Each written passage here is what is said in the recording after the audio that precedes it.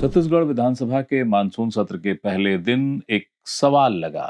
सवाल में पूछा गया कि क्या ये सही है कि प्रदेश में जो 4 सहकारी शक्कर कारखाने हैं वे घाटे में हैं, और यदि वो घाटे में हैं तो वो घाटा कितना है।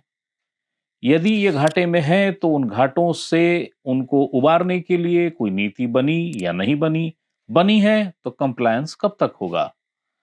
इस सवाल के जवाब में सरकार ने यह माना कि हाँ, चारों शक्कर सहकारी कारखाने घाटे में हैं, गंभीर घाटे में हैं।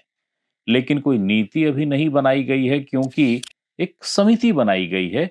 ये समिति पुणे जाएगी, दिल्ली जाएगी, बहुत जगहों पे मिलेगी और उसके बाद एक अध्ययन रिपोर्ट तैयार करेगी। वो अध्ययन रिपोर्ट सरकार को सौंपा जाएगा और उसके बाद सरकार तय करेगी कि आखिर इसमें क्या करना है। इसी सवाल के जवाब में सरकार की ओर से 5 बिंदुओं में वो कारण भी बता दिए गए हैं कि जिन कारणों से शक्कर कारखाने घाटे में हैं। मगर इसके बावजूद ये बताया गया है कि समिति बनी है। समिति जब रिपोर्ट देगी उसके बाद सरकार कुछ तय करेगी। यानी सरकार जानती है कि घाटा क्यों, क्या कारण है, क्या परेशानी है। मगर ये सरकार है, सरकार कह रही है कि हाँ, हमें पता तो है, पर एक समिति बनाई गई है। जब समिति की रिपोर्ट आएगी तो हम तय करेंगे कि हमें क्या करना है। नमस्ते, मेरा नाम है याज्ञवल्क और इसी विषय पर कि आखिरकार सरकार ने क्या जवाब दिया है, अपने ही जवाब में सरकार खुद को कैसे सफलता से प्रश्नांकित कर रही है, ये बताने आपके सामने हाजिर हुआ हूं। छत्तीसगढ़ विधानसभा के मानसून सत्र का पहला दिन था। जो परंपराएं हैं सदन की, उसमें सदन पहले दिन दिवंगत सदस्यों को श्रद्धांजलि देता है और यही परंपरा का निर्वहन हुआ। इसके कारण प्रश्नकाल का जो समयावधि था या प्रश्नकाल में जो प्रश्न पूछे जाने थे उनकी संख्या सिमट गई। अमूमन 1 घंटे के इस प्रश्नकाल में 10 से 12 सवाल ले लिए जाते हैं। सदस्य जो हैं अपने सवालों को करते हैं। जो सवाल पहले से ही लिखित जवाब के रूप में होता है सदस्यों के पास, लेकिन यदि सदस्य पूरक प्रश्न करना चाहे तो करते हैं। कई बार इन पूरक प्रश्नों के जरिए सरकार के जवाब को प्रश्नांकित करते हैं, घेरते हैं।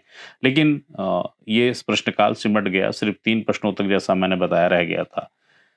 इसी प्रश्नकाल में यानी आज के प्रश्नकाल के तारांकित प्रश्नों की श्रृंखला में 16वें नंबर पर एक प्रश्न था।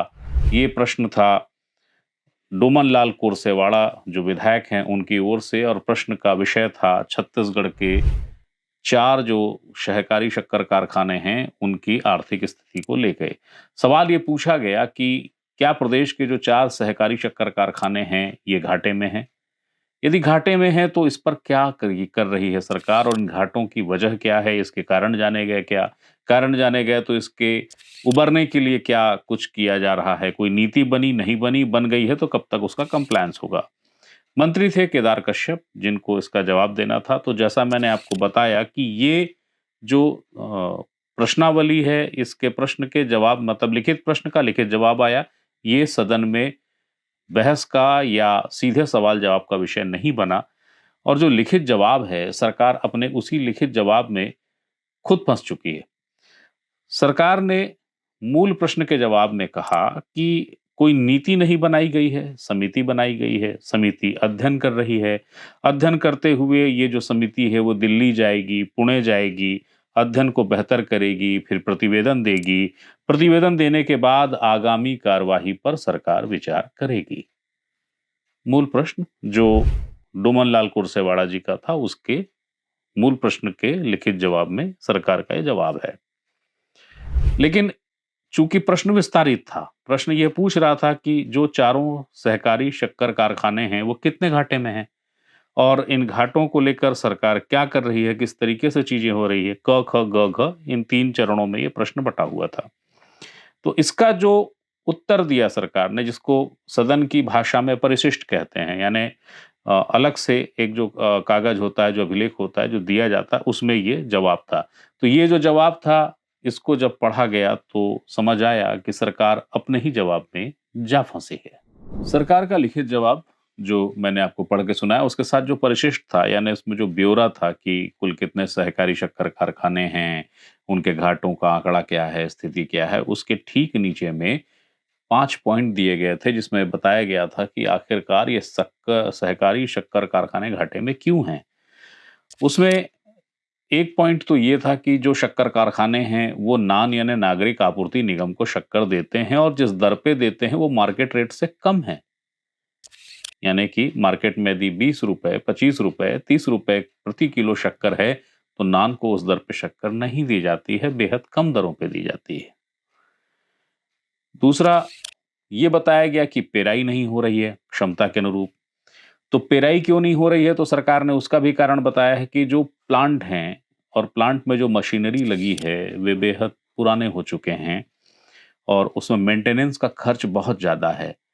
मेंटेनेंस उतना हो नहीं रहा है जितना होना चाहिए, जितनी ज़रूरत है, और इसके कारण पेराई की क्षमता प्रभावित हो रही है। यानी पेराई से आशय क्या है, गन्ना आया, गन्ने को पेरा गया, प्रक्रिया को पूरा किया गया, पेराई के बाद वो शक्कर में बदल गया। तो वो जो गन्ने की पेराई है, उस पेराई को करने की क्षमता वाले जो मशीन हैं, जो प्लांट हैं, उसमें उतना मेंटेनेंस नहीं हो रहा है, इसलिए पेराई की क्षमता प्रभावित हो रही है। जो एक और कारण बताया सरकार ने वो ये है कि केंद्र सरकार गन्ने के लिए एफआरपी तय करती है। एफआरपी का फुल फॉर्म होता है फेयर एंड रेम्यूनरेटिव प्राइस, यानी उचित और लाभकारी मूल्य। गन्ना किसानों से गन्ना किस दर पर खरीदा जाए इसको केंद्र सरकार तय करती है और ये जो रेट होता है इसको कहते हैं इन शॉर्ट एफआरपी। सरकार ही कह रही है अपने जवाब में कि जो गन्ने का एफआरपी है वो हर साल बढ़ जाता है, लेकिन शक्कर की बिक्री दर जो है यानी उसका जो रेट है बेचने का वो उसमें उस अनुपात में कोई वृद्धि नहीं होती है। दो अहम बात और ये कि शक्कर को बेचने के लिए कोटा सिस्टम है, यानी जितने भी सहकारी शक्कर कारखाने हैं उनका कोटा निर्धारित है।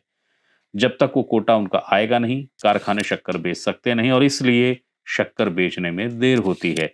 जब शक्कर बेचने में देर होती है तो मूल्य मिलने में, उनकी कीमत मिलने में देर होती है। जो पहले से ही बाजार मूल्य से कम पर हमको शक्कर की कीमत मिल रही है कारखानों को, वो और देर होने से उसकी प्रासंगिकता और खराब होती है और उसके साथ साथ जो हमारे लोन हैं, जो बाकी खर्च हैं, वो अपनी ब्याज लिमिट को बढ़ाते जाते हैं।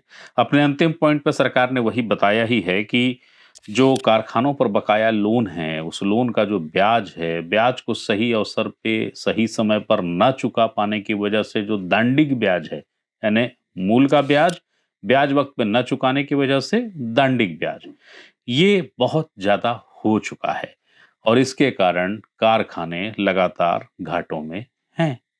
जहां पर सरकार ने ये बताया है जिस पन्ने पे कि कारण क्या है घाटे के, उसके ठीक ऊपर में सरकार ने ब्यौरा दिया है कि शक्कर कारखाने जो छत्तीसगढ़ में 4 हैं वो कितने घाटे में हैं। बोरमदेव सहकारी शक्कर कारखाने को लेकर सरकार ने बताया है 92.13 करोड़ का घाटा। सरदार पटेल सहकारी शक्कर कारखाने को लेकर बताया 232.95 करोड़ का घाटा।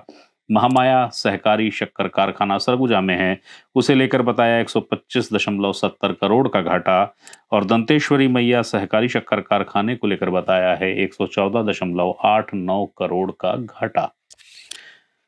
मसला ये है कि जब सरकार जानती है कि घाटा है, सरकार का ही जवाब बता रहा है कि घाटा क्यों है, तो बुनियादी तौर पे सबसे पहले काम तो कर लेना चाहिए ना कि जो घाटे हमें मालूम है उनके कारण क्या है उसको तत्काल प्रभाव से दूर कर लिया जाए। लेकिन सरकार ये नहीं कर रही है। सरकार अपने ही जवाब में कहती है कि कारण तो देखिए ये है, पर हमने इसके लिए एक समिति बना रखी है। समिति अभी दिल्ली जाएगी, पुणे जाएगी, वहां एक रिपोर्ट अध्ययन करेगी, अध्ययन करने के बाद एक रिपोर्ट बनाएगी, रिपोर्ट बना के हमको सौंपेगी, जब हमको सौंपेगी तब हम विचार करेंगे। सरकार बुनियादी काम क्यों नहीं कर रही है? जब जानती है कि कारण क्या है तो उसको दूर कर ले। लेकिन ये सरकार है, सरकार से आप जवाब खोजने जाएं तो जवाब मिल ही जाएगा, इसकी कोई गारंटी तो है नहीं। और सरकार का मतलब भी ये होता है, सरकार सवालों को वही सवाल सुनती है, वही बात सुनती है जो रुचिकर हो, उसके मन को भाए। आप ऐसा सवाल करेंगे सरकार के मन को न भाए तो सरकार उस सवाल को सुनेगी ही नहीं। तो एक सूचना थी, एक जानकारी थी जो आपको देनी जरूरी थी। एक ऐसा मसला जिसमें सरकार ने पूरी दीदा दिलेरी से सदन के भीतर ये स्वीकारा कि हाँ देखिए सहकारी शक्कर कारखाने घाटे में है, कितने घाटे में है उसका आंकड़ा ये है, क्यों घाटे में है ये हम जानते हैं, मगर मूल प्रश्न के मूल जवाब में सरकार ने ये बता दिया, ये कह दिया कि कोई नीति नहीं बनाई गई है, एक समिति बनाई गई है। समिति दिल्ली जाएगी, पुणे जाएगी, दौरा करेगी, मिलेगी, अलग-अलग सहकारी समितियों का जो फंक्शन है उसको देखेगी, एक प्रतिवेदन देगी और जब वो प्रतिवेदन आ जाएगा, अध्ययन रिपोर्ट आ जाएगी, तब सरकार उस पर विचार करेगी और तब कहीं जाकर नीति बनेगी। सुशासन इसी को कहते हैं। आप भी इसका आनंद लीजिए, मैं भी ले रहा हूं। तो एक अहम सूचना, एक अहम जानकारी थी जो आपको देनी जरूरी थी, इसलिए मैं हाजिर हुआ था। फिर कोई सूचना होगी, फिर कोई जानकारी होगी, वो देने आपके सामने फिर हाजिर होऊंगा। तब तक के लिए प्रणाम।